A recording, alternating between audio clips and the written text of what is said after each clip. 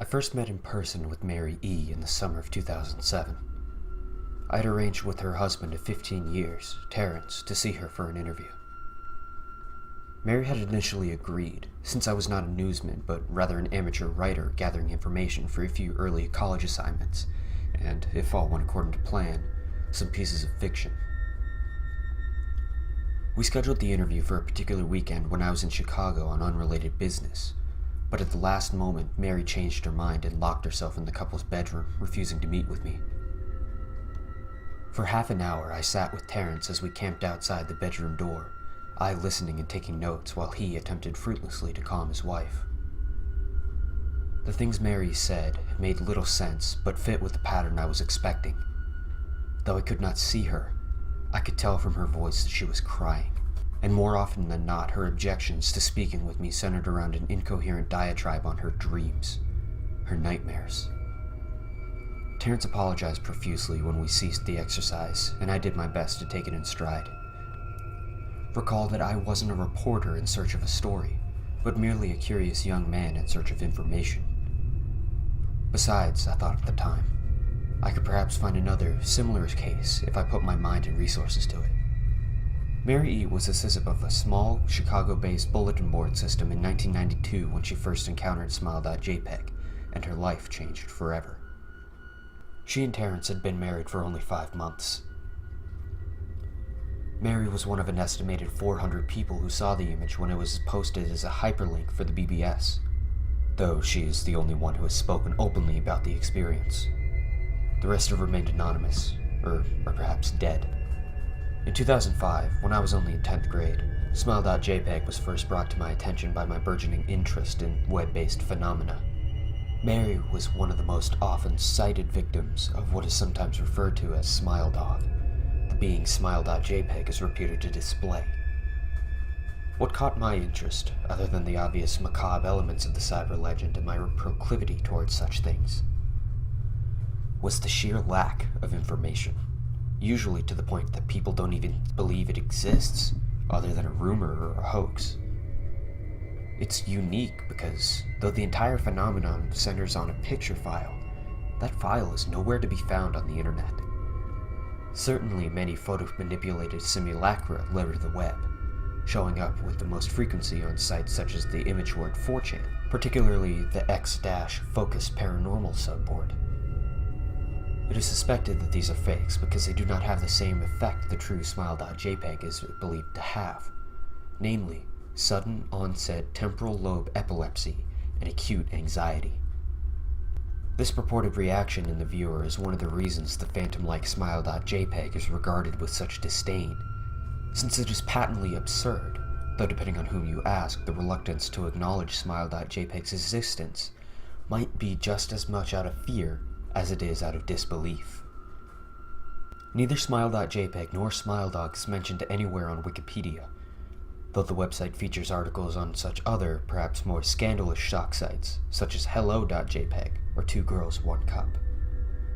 Any attempt to create a page pertaining to Smile.jpg is summarily deleted by any of the encyclopedia's many admins.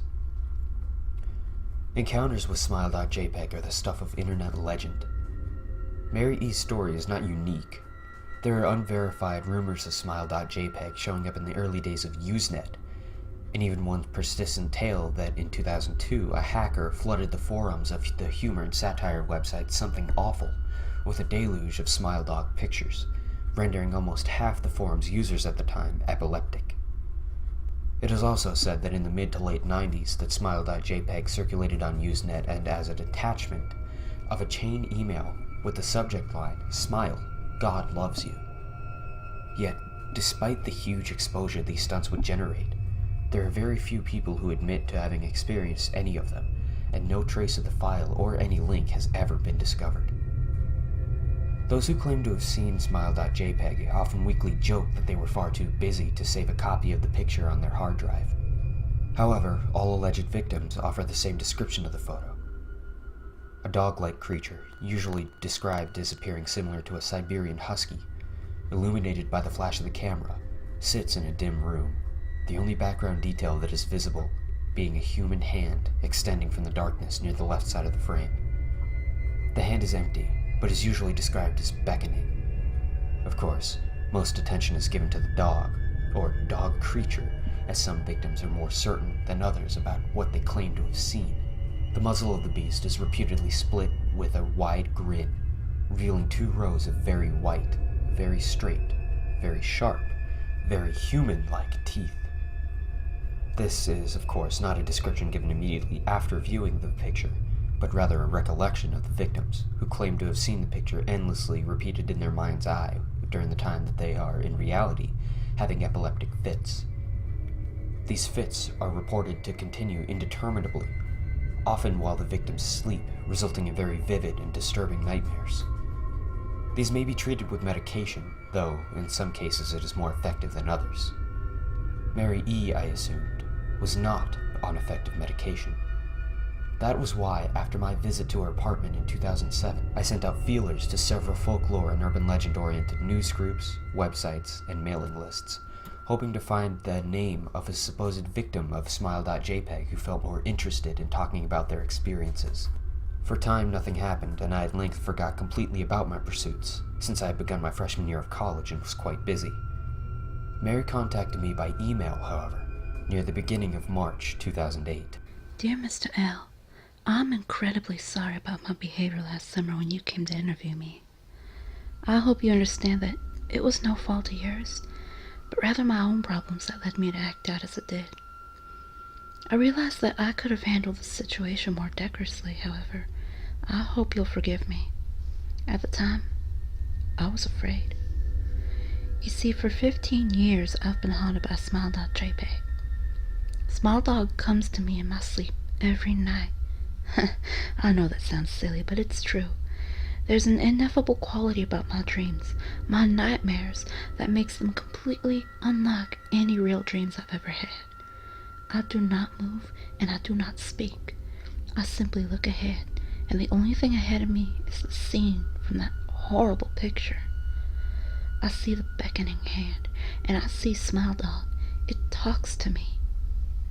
It's not a dog, of course, though I'm not sure what it really is.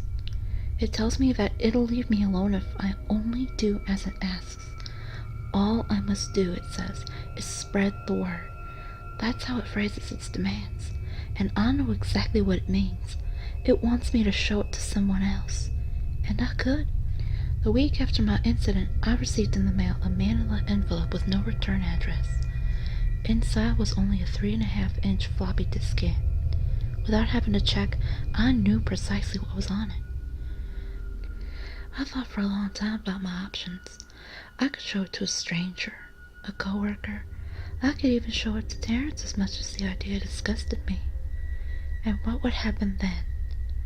Well, if Smile Dog kept its word, I could sleep. Yet if it lied, what would I do? And who is to say something worse would not come for me if I did as the creature asked? So, I did nothing for 15 years, though I kept the diskette hidden among my things. Every night, for 15 years, Smile Dog has come to me in my sleep and demanded that I spread the word. For 15 years, I have stood strong, though there have been hard times.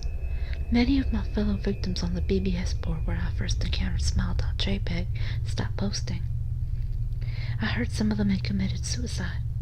Others remain completely silent, simply disappearing off the face of the web. They are the ones that I worry about the most. I sincerely hope you'll forgive me, Mr. L. But last summer when you contacted me and my husband about an interview, I was near the breaking point. I decided I was going to give you the floppy diskette. I did not care if Smile Dog was lying or not. I wanted it to end. You were a stranger, someone I had no connection with, and I thought I would not feel sorrow when you took the diskette as part of your research and sealed your fate. Before you arrived, I realized what I was doing. I was plotting to ruin your life. I could not stand the thought, and in fact, I still can't. I'm ashamed, Mr. L, and I hope that this warning will dissuade you from further investigation of Smile.jpg. You may in time encounter someone who is, if not weaker than I, then more wholly depraved, someone who will not hesitate to follow Smile Dog's orders. Stop while you are still whole. Sincerely, Mary E. Terrence contacted me later that month with the news that his wife had killed herself. While cleaning up the various things she'd left behind, closing emails and the like, he happened upon the above message. He was a man in shambles. He wept as he told me to listen to his wife's advice. He'd found the diskette, he revealed, and burned it until it was nothing but a stinking pile of blackened plastic.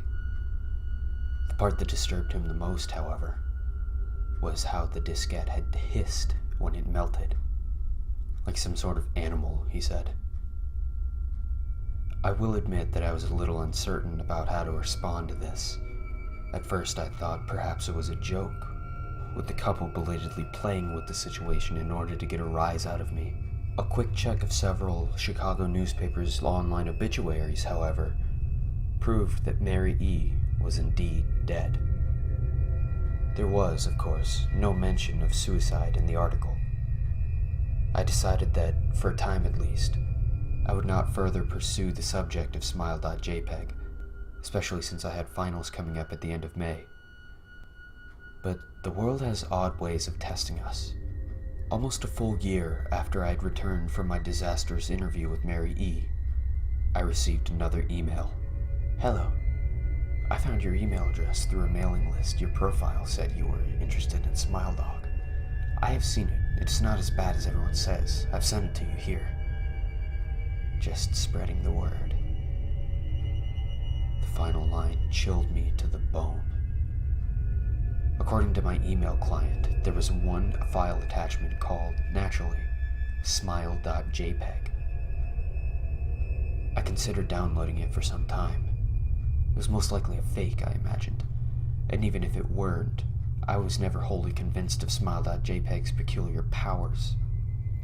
Mary E.'s account had shaken me, yes, but she was probably mentally imbalanced anyway. After all, how could a simple image do what Smile.jpg was said to accomplish? What sort of creature was it that could break one's mind with only the power of the eye? And if such things were patently absurd, then why did the legend exist at all? If I downloaded the image, if I looked at it, and if Mary turned out to be correct, if Smile Dog came to me in my dreams demanding that I spread the word, what would I do? Would I live my life as Mary had, fighting against the urge to give in until I died? Or would I simply spread the word, eager to be put to rest? And if I chose the latter route, how would I do it? Whom would I burden in turn? If I went through my earlier intention to write a short article about Smile.jpg, I decided, I could attach it as evidence. Anyone who read the article, anyone who took interest would be affected. And even assuming the Smile.jpg attached to the email was genuine, could I be capricious enough to save myself in that manner? Could I spread the word? Yes. Yes, I could. Dear Mr. L, I'm incredibly sorry about my behavior last night. Usually to the point that people don't believe it even exists, other than a hook.